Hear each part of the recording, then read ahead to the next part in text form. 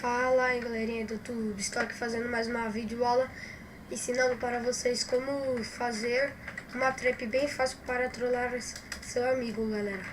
Primeiro, vocês fazem 15 de largura por 2 de comprimento, por 1 de comprimento, quer dizer.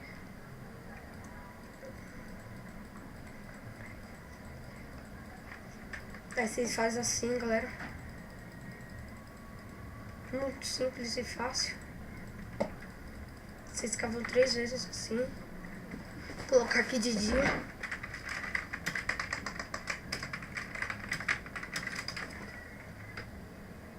Beleza. Aí aqui vocês colocam qualquer bloco, galera, beleza? Para trollar seus amigos, mas é melhor, eu recomendo pedra, porque engana mais quando tá na caverna.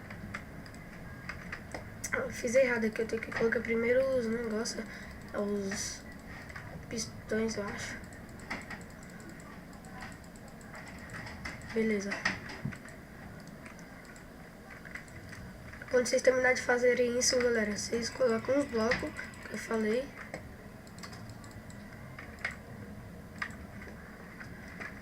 Aí aqui você coloca, você conta 8. 8 blocos. 1, 2, 3, 4, 5, 6, 7, 8. Ou 1. Aí espera aí, galera.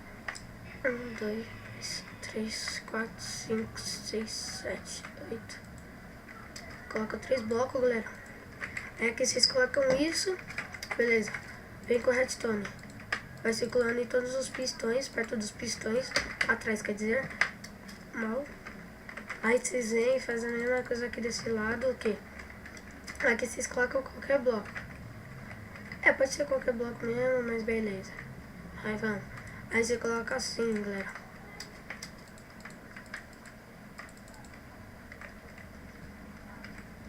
Ele não vai então perceber.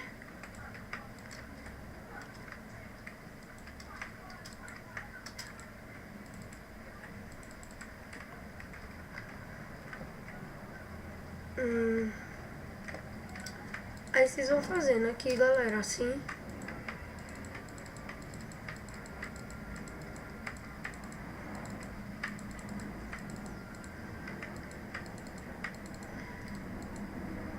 Assim tá bom, galera.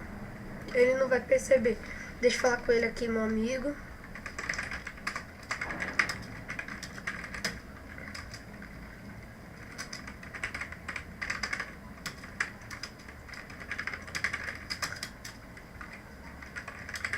Tô falando aqui com ele, galera.